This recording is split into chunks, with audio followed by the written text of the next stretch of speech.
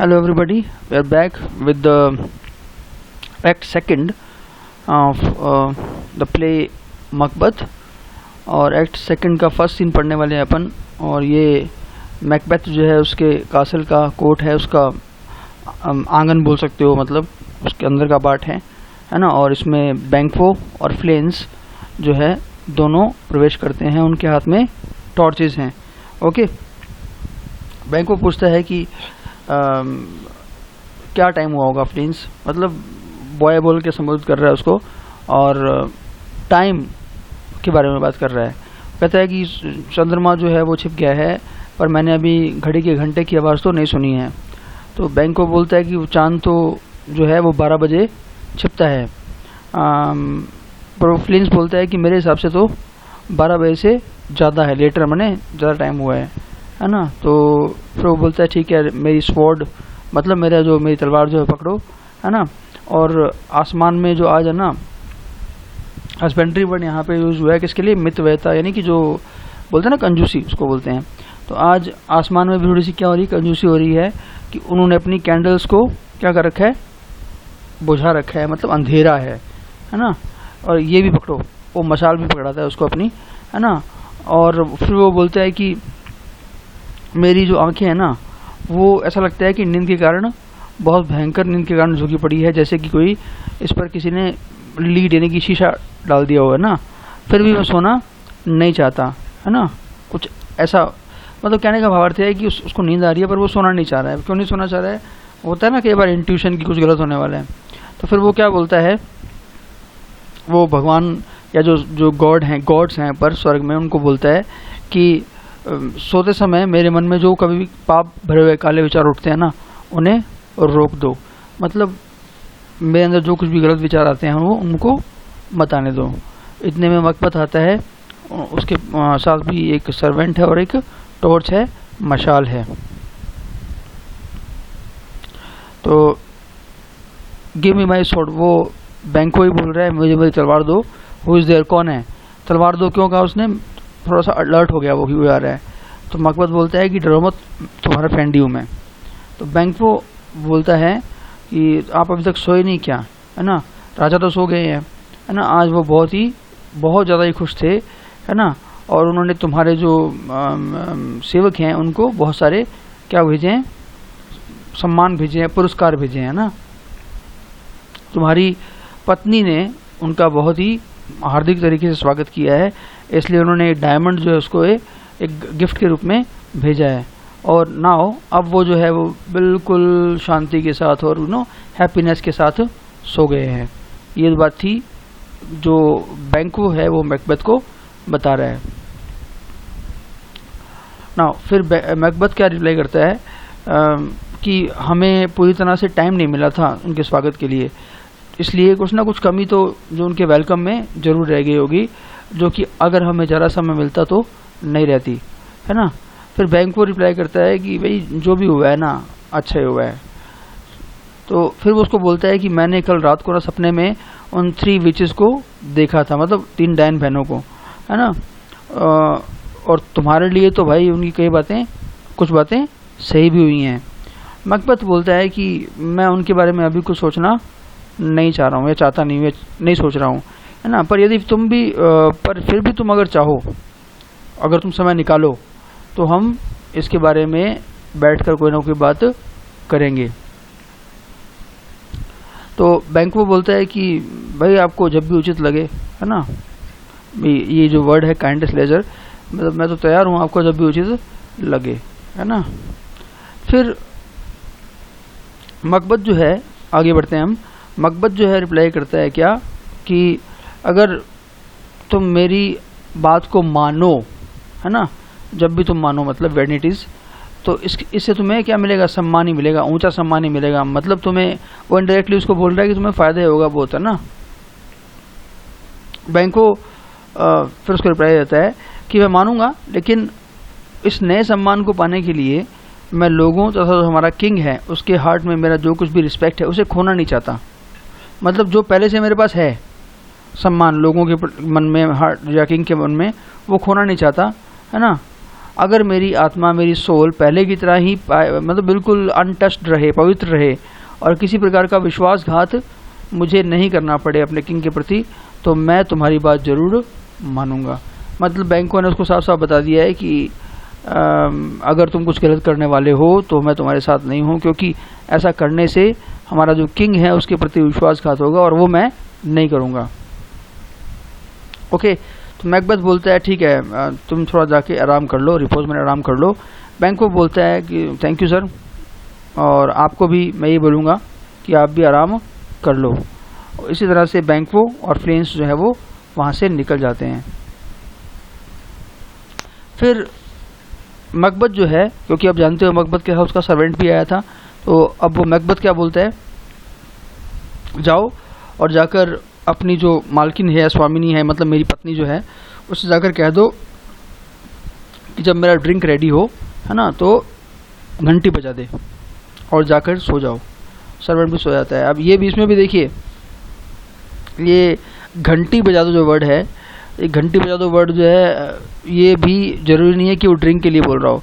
घंटी बजा दो वर्ड जो है वो ये हो सकता है कि ओके, जब तुम्हें लगे कि टाइम हो गया कुछ काम करने का तो मुझे बता देना। अब ये जो सीन आ रहा है, ये अच्छा सीन है काफ़ी, इसको इम्पॉर्टेंट मानकर आप दिमाग में रखना, और ख़ासकर ये जरूर याद रखना कि ये सीन, ये जो डायलॉग है ये किसने बोला है। तो क्या ये डैगर मने खंजर को बोल सकते हो, कटार को बोल सकते हो, है ना, छोटी तलवार, क्या ये डैगर है जो मेरे सामने रखी हुई है ना, और इसका हैंडल जो है मेरी तरफ है ना, तो आओ मुझे तुम्हें पकड़ने दो, है ना, बट तुम तो मेरे पास नहीं हो, फिर भी तुम मुझे दिखाई दे रही हो, है ना। तो अगर तुम नहीं हो और तुम मेरे हाथ में भी नहीं आ पा रही हो, तो क्या मैं तुम्हें सिर्फ देख पा रहा हूँ, तुम एक बहुत ही बुरा सपना हो मेरे दिमाग का, है ना, मतलब जो रियलिटी ना हो, है ना। एक्चुअली क्या तुम एक डैगर हो मेरे दिमाग का, मतलब क्या तुम हो नहीं, परंतु मेरा दिमाग तुम्हें बना रहा है। बस ये याद रखना, मेटाफोर तो खैर है ही है वो, लेकिन वैसे याद रखना कि लाइन बोली किसने थी, है ना, ये भी याद रखना, है ना। यहाँ पर ये इंपॉर्टेंट नहीं है ज़्यादा कि ये मेटाफोर है या नहीं, ये इंपॉर्टेंट है कि ये लाइन बोली किसने है।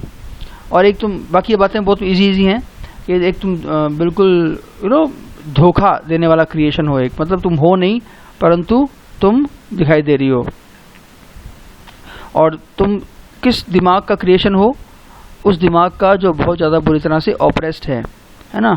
मैं तुम्हें अभी भी देख पा रहा हूँ, है ना, एक ऐसी फॉर्म में जैसी फॉर्म मैं ड्रॉ कर सकता हूँ। मतलब कहने का भावार्थ है, हिंदी मीनिंग तो उसका ये हो गया कि जैसी फॉर्म मैं देख पा रहा हूँ ऐसी फॉर्म तुम हो, लेकिन एक्चुअली इसका मीनिंग क्या है कि क्या मतलब तुम वही हो जो मैं यूज़ करते हुए किंग डंकन को मारने वाला हूँ। वो सीन आने वाला है जो हम कब से सोच रहे थे। तुम मुझे उसी तरफ ले जा रहे हो जहाँ मैं जा रहा हूँ, है ना, मतलब किंग डंकन की तरफ। तो क्या तुम मैं इस लाइन को पढ़ देता हूँ, and such an instrument I was to use, और वैसे ही हो जो मैं यूज़ करने वाला था, है ना। तो मेरी आंखें जो हैं, क्या वो मेरे दूसरे सेंसेस को मूर्ख बना रही हैं? मतलब मैं सिर्फ तुम्हें देख पा रहा हूँ लेकिन टच नहीं कर पा रहा, तो मतलब ये है कि मेरी आंखें बाकी चीज़ों को मूर्ख बना रही हैं, या फिर बाकी के सारे जो पार्ट है मेरी बॉडी के वो रेस्ट में है थकान के कारण, युद्ध की थकान, सारे दिन की थकान, है ना। मैं तुम्हें अभी भी देख पा रहा हूँ, और तुम्हारे ब्लेड पे मैं क्या देख रहा हूँ, बहुत सारा खून देख रहा हूँ जो पहले नहीं था, है ना, पर ऐसी कोई चीज़ है ही नहीं, है ना। तो ये जो है कि ये बात इस बात का परिचय देती है कि मेरी आंखें जो हैं वो क्या कर रही हैं, धोखा खा रही हैं। मतलब क्योंकि अभी तक खून नहीं था, अभी इस पे खून है ना।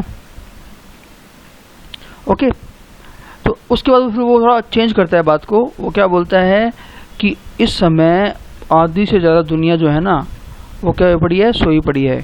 प्रकृति भी ऐसा लगता है वो आराम कर रही है, डेड मने मृत नहीं आराम कर रही है। और जो बुरे बुरे सपने हैं वो क्या कर रहे हैं, उन लोगों के मन में, मस्तिष्क में क्या मचा रहे होंगे, मतलब उथल पुथल मचा रहे होंगे। किन के लोगों में, जो लोग सो रहे होंगे। फिर वो बोलता है कि अरे ये तो हिकेट्स ऑफरिंग मतलब विचेस, मतलब हिकेट जो गॉड ऑफ विचेस होता है, ये तो मुझे वही लगता है ना। और मुझे लगता है कि ये तो उसको बलि चढ़ाने के लिए यहाँ पर इकट्ठी हुई हैं, है ना। और जो ये भेड़िया है ये बार बार पुकार कर बता रहा है कि अभी रात है, मतलब अभी दिन नहीं हुआ है ना। और इसी भरोसे में मतलब मैं एक घबराए हुए हत्यारे की तरह हत्या करने के लिए चुपके से एक ऐसे राक्षस की तरह जा रहा हूँ, जैसे टार्कस